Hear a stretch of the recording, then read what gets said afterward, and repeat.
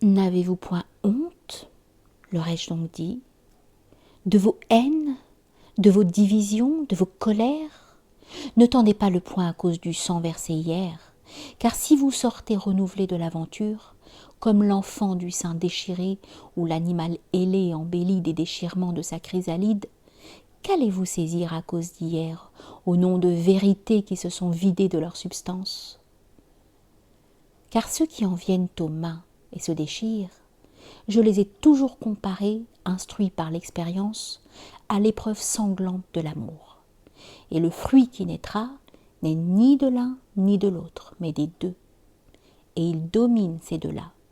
Et ils se réconcilieront en lui jusqu'au jour où eux-mêmes, à la génération nouvelle, subiront l'épreuve sanglante de l'amour. Ils souffrent certes des horreurs de l'enfantement, mais l'horreur passée, vient l'heure de la fête, et l'on se retrouve dans le nouveau-né. Et voyez-vous, lorsque la nuit vous prend et vous endort, vous êtes tous semblables les uns aux autres. Et je l'ai dit de ceux-là même dans les prisons qui portent leur collier de condamnés à mort. Ils ne diffèrent point des autres. Il importe simplement qu'ils se retrouvent dans leur amour. Je pardonnerai à tous d'avoir tué, car je refuse de distinguer selon les artifices de langage. Celui-là a tué par amour des siens, car on ne joue sa vie que pour l'amour. Et l'autre aussi avait tué par amour des siens. Sachez le reconnaître et renoncez à dénommer erreur le contraire de vos vérités, et vérité le contraire de l'erreur. Car l'évidence qui saisit et vous contraint de gravir votre montagne, sachez qu'elle aussi a saisi l'autre qui gravit également sa montagne, et qu'il est gouverné par la même évidence que celle qui vous a fait lever dans la nuit. Non, la même peut-être, mais aussi forte. Mais vous ne savez voir de cet homme que ce qui nie l'homme que vous êtes, et lui de même ne sait lire en vous que ce qui le nie. Et chacun sait bien qu'il est autre chose en soi-même que négation glaciale ou haineuse, mais découverte d'un visage si évident, simple et pur, qu'il vous fait pour lui accepter la mort. Ainsi, vous haïssez-vous l'un et l'autre d'inventer un adversaire menteur et vide. Mais moi qui vous domine, je vous dis que vous aimez le même visage, quoique mal reconnu et mal découvert. Lavez-vous donc de votre sang. On ne bâtit rien sur l'esclavage sinon les révoltes d'esclaves. On ne tire rien de la rigueur s'il n'est point de pente vers la conversion.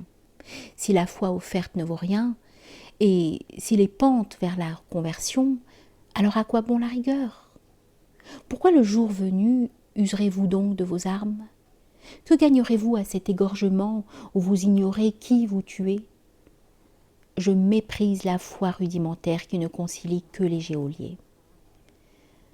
Je te déconseille donc la polémique, car elle ne mène à rien. Et ceux qui se trompent en refusant tes vérités au nom de leurs propres évidences, dis-toi qu'ainsi, au nom de ta propre évidence, si tu polémiques contre eux, tu refuses leur vérité. Accepte-les, prends-les par la main et guide-les. Dis-leur, vous avez raison, gravissons cependant la montagne. Et tu établis l'ordre dans le monde et ils respirent sur l'étendue qu'ils ont conquise. Car il ne s'agit point de dire « cette ville est de 30 000 habitants », à quoi l'autre te répondrait « elle n'est que de 25 000 », car en effet tous s'accordaient sur un nombre. Et il en est donc un qui se tromperait. Mais cette ville est opération d'architecte et stable, navire qui emporte les hommes. Et l'autre, cette ville est cantique des hommes dans le même travail. Car il s'agit de dire, est fertile la liberté qui permet la naissance de l'homme et les contradictions nourrissantes? Ou, pourrissante est la liberté, mais fertile la contrainte qui est nécessité intérieure et principe du cèdre? Et les voilà qui versent leur sang l'un contre l'autre. Ne le regrette point, car voici douleur de l'accouchement et torsion contre soi-même et appel à Dieu. Dis-leur donc à chacun, tu as raison, car ils ont raison. mais mène-les plus haut sur leur montagne. Car l'effort de gravir, qu'ils refuseraient par eux-mêmes, tant il exige de la part des muscles et du cœur, voilà que leur souffrance les y oblige et leur en donne le courage. Car tu fuis en hauteur si les éperviers te menacent, car tu cherches en hauteur le soleil si tu es arbre. Et tes ennemis collaborent avec toi, car il n'est point d'ennemis dans le monde. L'ennemi te limite donc, te donne ta forme et te fonde.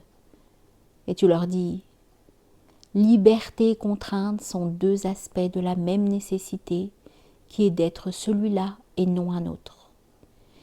Libre d'être celui-là, non libre d'être un autre. Libre dans un langage, mais non libre d'y mélanger un autre. Libre dans les règles de tel jeu de dés, mais non libre de les pourrir en rompant les règles par celles d'un autre jeu. Libre de bâtir, mais non de piller, de détruire par leur usage mal dirigé la réserve même de tes biens, comme celui-là qui écrit mal et tire ses effets de ses licences, détruisant ainsi son propre pouvoir d'expression, car nul ne ressentira plus rien à le lire quand il aura détruit le sens du style chez les hommes. Ainsi de l'âne que je compare au roi et qui fait rire tant que le roi est respectable et respecté. Puis vient le jour où il s'identifie à l'âne, et je ne prononce plus qu'une évidence. Et tous le savent, car ceux qui réclament la liberté réclament la morale intérieure, afin que l'homme soit quand même gouverné. Et le gendarme, se disent-ils, est au-dedans. Et ceux qui réclament la contrainte t'affirment qu'elle est liberté de l'esprit, car tu es libre dans ta maison de traverser les antichambres, d'arpenter les salles de l'une à l'autre, de pousser les portes, de monter ou de descendre les escaliers. Et ta liberté croît du nombre des murs et des entraves et des verrous. Et tu as d'autant plus d'actes possibles qui se proposent à toi et entre lesquels tu peux choisir que la dureté de tes pierres t'a imposé d'obligations. Et dans la salle commune où tu campes dans le désordre, il n'est plus pour toi liberté mais dissolution. Et en fin de compte, tous rêvent d'une ville qui est la même. Mais l'un réclame pour l'homme, tel qu'il est, le droit d'agir, l'autre le droit de pétrir l'homme, afin qu'il soit et puisse agir, et tous célèbrent le même homme. Mais tous deux se trompent aussi. Le premier le croit éternel et existant en soi, sans connaître que 20 années d'enseignement, de contrainte et d'exercice ont fondé celui-ci en lui et non un autre. Et que tes facultés d'amour te viennent d'abord de l'exercice de la prière et non de ta liberté intérieure. Ainsi de l'instrument de musique si tu n'as point appris à en jouer, ou du poème si tu ne connaissais aucun langage. Et le second se trompe aussi, car il croit au mur et non à l'homme, ainsi au temple mais non à la prière. Car des pierres du temple, c'est le silence qui les domine qui compte seul, et ce silence dans l'âme des hommes, et l'âme des hommes, où tient ce silence? Voici le temple devant lequel je me prosterne. Mais l'autre fait son idole de la pierre et se prosterne devant la pierre en tant que pierre. Et il en est de même de l'Empire. Et je n'ai point fait un dieu de l'Empire afin qu'il a servi les hommes.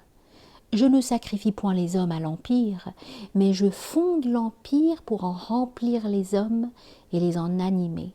Et l'homme compte plus pour moi que l'Empire. C'est pour fonder les hommes que je les ai soumis à l'Empire. Ce n'est point pour fonder l'Empire que j'ai asservi les hommes. Mais abandonne donc ce langage qui ne mène à rien et distingue la cause de l'effet et le maître du serviteur. Car il n'est que relation et structure et dépendance interne. Moi qui règne, je suis plus soumis à mon peuple qu'aucun de mes sujets ne l'est à moi. Moi qui monte sur ma terrasse et reçois leurs plaintes nocturnes et leurs balbutiements et leurs cris de souffrance et le tumulte de leur joie pour en faire un cantique à Dieu, je me conduis donc comme leur serviteur. C'est moi le messager qui les rassemble et les remporte. C'est moi l'esclave chargé de leur litière. C'est moi leur traducteur. Ainsi, moi leur clé de voûte, je suis le nœud qui les rassemble et les noue en forme de temple. Et comment m'en voudrait-il ? Des pierres s'estimeraient-elles lésées d'avoir à soutenir leur clé de voûte? N'accepte point de discussion sur de tels objets, car elles sont vaines. Ni non plus de discussion sur les hommes, car tu confonds toujours les effets et les causes. Comment veux-tu qu'ils sachent ce qui passe à travers eux quand il n'est point de langage pour les saisir? Comment la goutte d'eau se connaîtrait-elle comme fleuve? Et cependant coule le fleuve. Comment chaque cellule de l'arbre se connaîtrait-elle en tant qu'arbre? Et cependant grandit cet arbre. Comment chaque pierre aurait-elle conscience du temple? Et cependant, ce temple enferme son silence comme un grenier. Comment les hommes connaîtraient-ils leurs actes s'ils n'ont durement gravi la montagne dans la solitude pour essayer de devenir dans le silence? Et sans doute, Dieu seul peut connaître la forme de l'arbre. Mais eux savent que l'un tire à gauche et l'autre à droite, et chacun veut massacrer l'autre qui le brime et qui le dérange, quand ni l'un ni l'autre ne sait où il va. Ainsi sont ennemis les arbres des tropiques, car tous s'écrasent l'un l'autre et se volent leur part de soleil. Et pourtant, la forêt grandit et couvre la montagne d'une fourrure noire qui distribue dans l'aube ses oiseaux. Crois-tu que le langage de chacun saisisse la vie? Ils naissent chaque année les chantres qui te disent impossibles les guerres, puisque nul ne désire souffrir, quitter sa femme et ses enfants, gagner un territoire dont il n'usera point pour lui-même, puis mourir au soleil d'une main ennemie, des pierres cousues dans le ventre. Et certes, tu demandes à chacun des hommes son choix, et chacun refuse. Et cependant, l'année d'après, l'Empire de nouveau prend les armes, et tous ceux-là qui refusaient la guerre, laquelle était inacceptable dans les opérations de leur maigre langage, s'unissent dans une morale informulable pour une démarche qui n'avait point de sens pour aucun d'entre eux. Un arbre se fonde qui s'ignore, et celui-là seul le reconnaît qui se fait prophète sur la montagne. Ce qui se fonde et ce qui meurt de plus grand qu'eux, certes, puisqu'il s'agit des hommes, passa à travers les hommes sans qu'ils le sachent formuler. Mais leur désespoir en est signe. Et si meurt un empire, tu découvriras cette mort à ce que tel ou tel perçoit dans l'empire. Et c'est faussement que tu le rendras responsable de la mort de l'empire, car il ne faisait que montrer le mal. Mais comment saurais-tu distinguer entre les effets et les causes? Et si la morale se pourrit, tu en liras les signes dans la concussion des ministres. Mais tu peux leur trancher la tête. Ils étaient les fruits de la pourriture. Tu ne luttes point contre la mort en ensevelissant les cadavres. Mais il faut les ensevelir, certes, et tu les ensevelis. Ceux qui sont gâtés, je les retranche. Mais j'interdis par dignité que l'on polémique sur les hommes, car les aveugles me déplaisent s'ils s'injurient sur leur difformité. Et comment perdrais-je mon temps à les écouter former ces injures? Mon armée qui lâche pied, le général l'accuse, et elle accuse son général. Et l'ensemble accuse les mauvaises armes, et l'armée accuse les marchands, et les marchands accusent l'armée, et tous encore ils en accusent d'autres. Et moi, je réponds, il faut trancher les branches mortes à cause du signe de la mort. Mais il est absurde de les accuser de la mort de l'arbre. C'est l'arbre qui meurt quand meurent ses branches. Et la branche morte n'était qu'un signe. Alors, si je les vois pourrir, je les tranche sans m'occuper d'eux. Mais je porte ailleurs mes regards. Ce ne sont point des hommes qui pourrissent, c'est un homme qui pourrit en eux. Et je me penche sur la maladie de l'archange. Et je sais bien qu'il n'est de remède que dans le cantique et non dans les explications. Ont-elles jamais ressuscité la vie, les explications des médecins? Car ils disent « Voilà pourquoi il est mort ». Et certes, celui-là est mort selon une cause connaissable et un dérangement de ses viscères. Mais la vie était autre chose qu'un arrangement de viscères. Et quand tu as tout préparé dans ta logique, il en est comme d'une lampe à huile que tu as forgée et sertie, et qui ne donne point de lumière si d'abord tu ne l'allumes. Tu aimes parce que tu aimes. Il n'est point de raison pour aimer. Il n'est de remède que créateur, car tu bâtiras leur unité dans le seul mouvement de leur cœur. Et leur raison profonde d'agir sera ce chant dont tu les charges. Et certes, demain, il deviendra raison, motif, mobile et dogme, car ils se pencheront, les logiciens, sur ta statue pour dénombrer les raisons qu'elle a d'être belle. Et comment se tromperait-il puisqu'elle est belle? Ce qu'ils connaissent par d'autres voies que la logique.